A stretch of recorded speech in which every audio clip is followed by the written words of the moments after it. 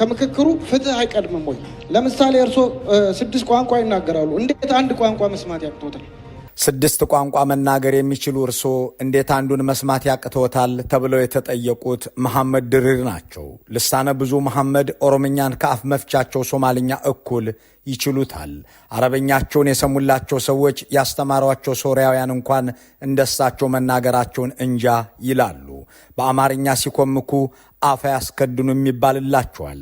በእርግጥም መሐመድ ድሪር ቋንቋን አፈራርቆ መናገር የተካኑበት ችሎታቸው ነው።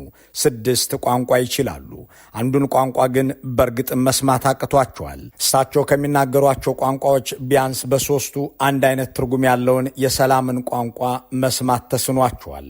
ትኩረታቸው ሁሉ የአብይ አህመድን ስልጣን በሚያጸናው ኮሚሽን ላይ እንጂ ስለ ሰላም በሚሰብከው ጥያቄ ላይ አይደለም።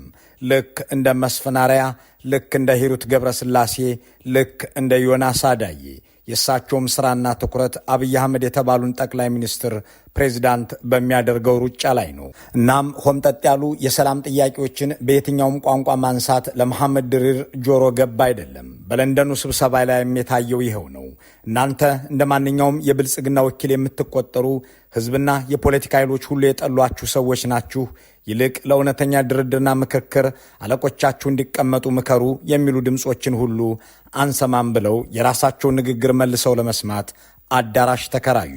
ይሁን እንጂ የማይሰሙትን ጥያቄ መጠየቃቸው አልቀረም።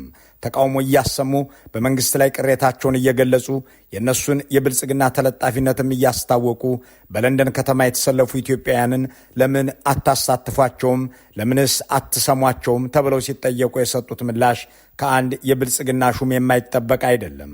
በቅድሚያ ጥያቄውን እናስቀድም። የኢትዮጵያ ሀገራዊ ምክክር የሚል ከሆነ እንደ ኢትዮጵያ ከሆነ ከዚህ ህዝብ ቁጥር በላይ በውጭ እየጮሁ ያሉ ኢትዮጵያኖች አሉ። ስለ እነሱ ስለምን አትናገሩ? እነሱን ስለምን አታሳትፉ? ይህ አንድ ለሰላምና እውነተኛ ምክክር ቅን ፍላጎት ያለው ሰው ሁሉ የሚያነሳውና ሊያነሳው የሚገባ ጥያቄ ነው። በኢትዮጵያ ሰማይ ስር ከሁሉም ነገር በላይ አንገብጋቢ አጀንዳ የሆነው የሰላም ጉዳይ ከብልጽግናና የጦር መሳሪያ አቅራቢዎቹ በስተቀር የየትኛውም ወገን ጥያቄ ሆኗል። ለዚህ ደግሞ ሐሳብና ጥያቄ ያለኝ የሚሉ ሰዎችን ሁሉ መስማትና ማሳተፍ የሚችል አንዳች ሐቀኛ አገራዊ መድረክ ይጠራ የሚለውን በአገር ውስጥ ያሉ የፖለቲካ ኃይሎችም ሆኑ የምዕራብ መንግስታት አበክረው የሚጠይቁት ጉዳይ ከሆነ ሰንብቷል። ብልጽግና ግን የራሱን ሰዎች አመካካሪ አድርጎ የራሱንም ሰዎች ተመካካሪ አድርጎ በአገር ሀብትና ጊዜ በውስጥም በውጭም እየተሰባሰበ ቀጥሏል። በእንግሊዝ መዲና ለንደንም የራሳቸውን ሰዎች አስጠርተው ራሳቸውን እየጠቀሱና እየተወዳደሱ ሊመካከሩ በተጠራሩበት መድረክ ውጭ ላይ ይህንን ድርጊት የሚቃወሙ ሰዎች ይጮሁ ነበር። ምክክሩ ስለ ኢትዮጵያ ከሆነ እነዚህ ሰዎች ሊካተቱ ይገባል የሚል ጥያቄ ደግሞ ከአዳራሹ የተነሳላቸው መሐመድ ድሪር መለሱ። እነዚህ ውጭ ላይ ያሉት ለጥገኝነት ጥያቄ ብለው ነው አሉ። ውጭ ያሉትን ለምን አላሳተፋችሁም የሚል ጥያቄ ተነስተዋል። ለምሳሌ ያክል ውጭ ያሉ ወጣቶቻችን አሁን የፈለጉት እውነት ለመመካከር ነው ወይስ የስደተኝነት ወረቀታቸውን ማረጋገጫ ለማግኘት ነው? አዳራሹን አስጨብጫቢ ብልጽግናና አጨብጫቢ ብልጽግና በምክክር ሰበብ ባይሞላው ኖሮ ጥያቄው ውጭ ያሉት ሰዎችም እኮ ለስደተኛነት የተዳረጉት በእናንተው አገዛዝ የኢኮኖሚና የፖለቲካ በደል ነው። እንደናንተ ቢመቻቸው ማናገሩን ጥሎ አገር ፈላጊ ሆኖ ይሰደዳል። ስለምንስ ስራውንና የዕለት እንጀራውን ጥሎ እዚህ ከእናንተ ጋር ሊጨቃጨቅ በራችሁ ላይ መጥቶ ይሰለፋል የሚል ጥያቄ ማንሳት የተገባ ነበር። የሀገራቸው ልጆች እንዲህ ብለው ያጣጣሉት መሐመድ ድሪር ግን ሁሉንም ነገር ለአብይ አህመድ እንዲመች አድርገው በመተወን የሚታወቁ ጠንካራ የሰላም አጀንዳም ሊሰማቸው የሚችሉ አይደሉምና ጥያቄው ቢነሳም አያዳምጡትም የሚለውን ጉዳይ ለማስታወስ አንድ አስቂኝ የለቅሷቸውን ታሪክ ማስታወስ ያስፈልጋል። አቶ መሐመድ ለሚቀርቧቸው ሰዎች ሁሉ የሚናገሩት ነገር በ2012 ዓ.ም በሱዳን የተሞከረውን የሰላም ሂደት ያከሸፉት አብይ አህመድ መሆናቸውን ነው። ያንን የሰላም ሙከራ ያካሄደውን ልዑክ ከአፍሪካ ህብረትና ከኢጋድ ወክለው በአማርኛና በአረብኛ መግለጫ የሰጡት መሐመድ ድሪር ግን አብይ አህመድን ሊያመሰግኑ ያላቸውን የቋንቋ ችሎታ ብቻ ሳይሆን እንባቸውንም ተጠቅመዋል። ያልሆነውን ነገር መናገራቸው እምብዛም ሰዎችን አላስገረመም ነበር። አቶ መሐመድ በአረብኛ ያደረጉት ንግግር በአማርኛ ተርጉመው ሲናገሩ ለቅሷቸውንም ተርጉመው ማልቀሳቸው ግን የወቅቱ አነጋጋሪ ጉዳይ ነበር። ነገሩን የበለጠ ግልጽ እናድርገው። በአረብኛ አብይ ሊመሰገኑ ይገባቸዋል በማለት ሲናገሩ ሳግ ተናነቃቸው። ካፍታ ቆይታ በኋላ በአማርኛ ይህንኑ ንግግር እዚያው ላይ ተርጉመው ሲያቀርቡት እንደገና ሳግ ተናነቃቸው። ለአብይ አህመድ ያለቀሱትን እንባ ሳይቀር የሚተረጉሙት መሐሙድ የካርቱሙ አረብኛና አማርኛ ለቅሷቸው የሚከተለው ነበር። العظيم السودان وهذا الشعب العريق الأصيل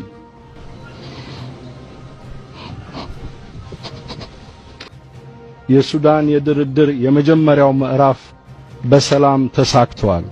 ቸር አምላክ ይመስገን። ምስጋናም ለክቡር ጠቅላይ ሚኒስትር አብይ አህመድ።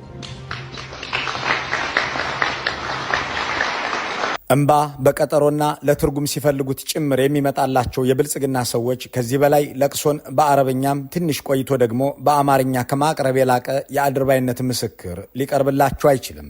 ሳቅና ለቅሶ ቋንቋ የማያስፈልጋቸው ስሜቶች ቢሆኑም በመሐሙድ ድሪር ዓለም ግን በአረብኛ የተለቀሰ እምባ በአማርኛም ተተርጉሞ እንዲህ ይቀርባል። እናም ካርቱን ላይ ስለ አብይ አህመድ ያለቀሱት መሐሙድ ለንደን ላይ በኢትዮጵያውያን ላይ ሲያፌዙ አሉ።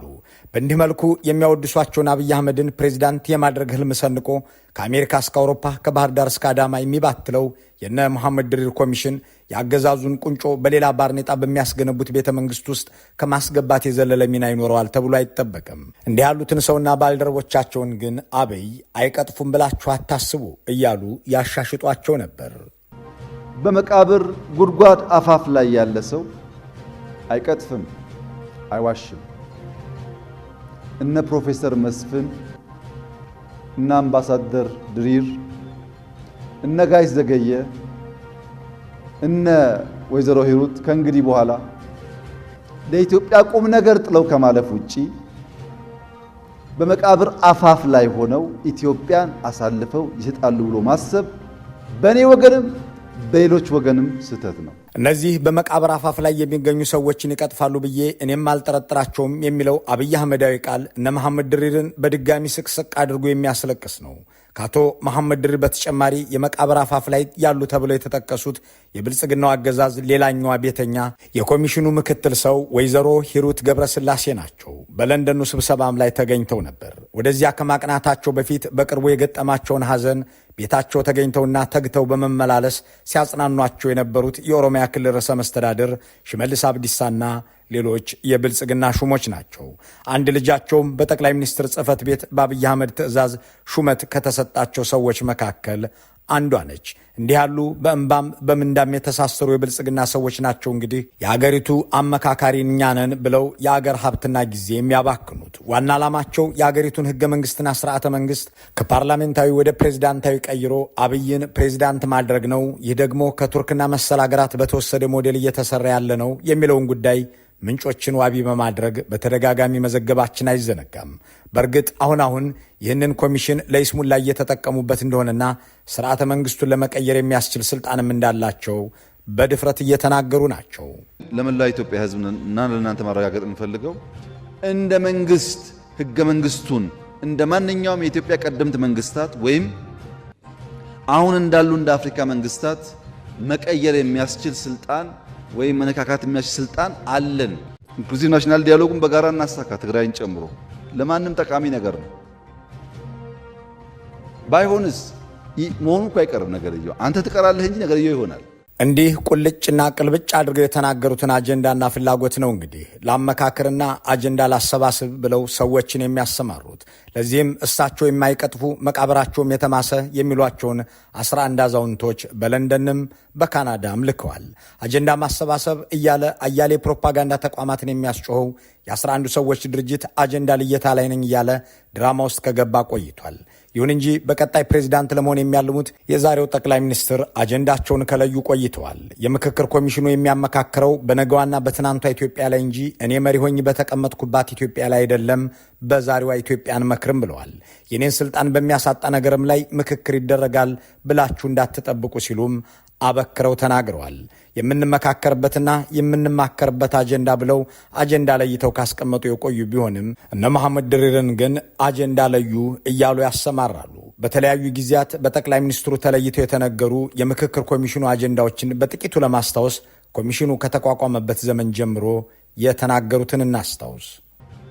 ውይይትና ምክክሩ ላይ በሁሉም ወገን ያሉ ሰዎች እንዲገነዘቡ የሚያስፈልገው ነገር ኢትዮጵያ ውስጥ ከእንግዲህ በኋላ የሽግግር መንግስት አይኖርም።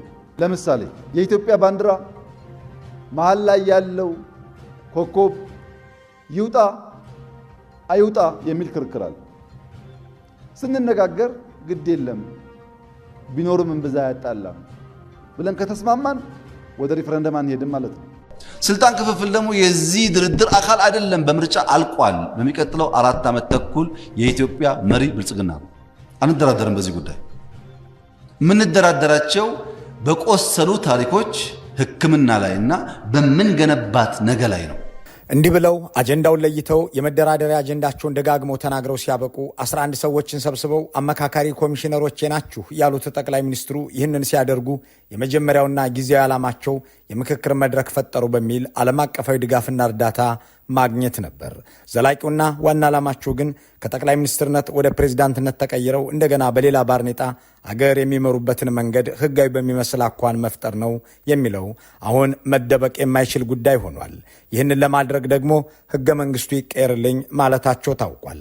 ንጉሱም ደርግና ኢህአዴግም የየራሳቸው ህገ መንግስት ነበራቸው። አብይ ከማን አንሶ ነው የራሱ ህገ መንግስት የማይኖረው የሚለውን ቃል ደጋግመው የሚገልጹት ሰው ይታዘበኛል ሳይሉም ቢሮአቸው ለረገጡ ሰዎች የሚናገሩት ለራሳቸው ለኮሚሽነሮቹም የሰጡት ትዕዛዝ መሆኑ ተሰምቷል።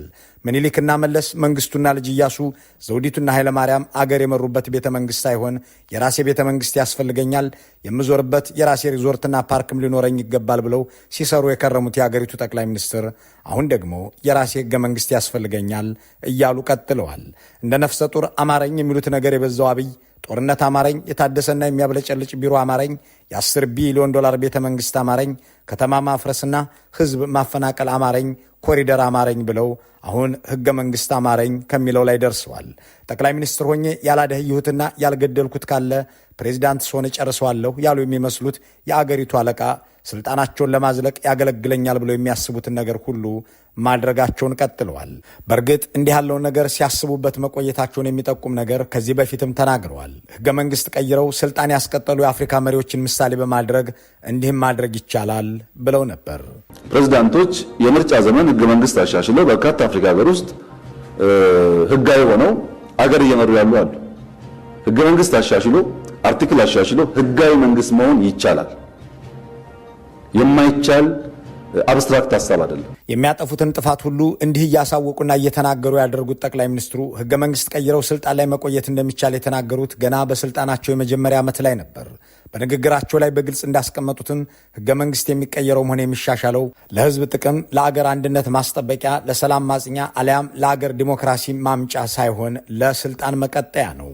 ጠቅላይ ሚኒስትር አብይ ቅቡልነታቸው ተንኮታኩቶ መንግስታቸውን የሚፋለሙ ታጣቂዎች እንደ አሸን በፈሉበት የህዝብ ቅሬታና የኢኮኖሚ መቃወስ በተባባሰበት ሁኔታ ይህ ህገ መንግስት የመቀየር ሐሳባቸው ሀገሪቱን ለማፍረስ የሚመዘዝ የመጨረሻ ካርዳቸው እንደሆነ አንስተው ሐሳብ ለሰነዘሩ የቅርብ ወዳጆቻቸው የሰጡት ምላሽ ግልጽ ያለ ነው።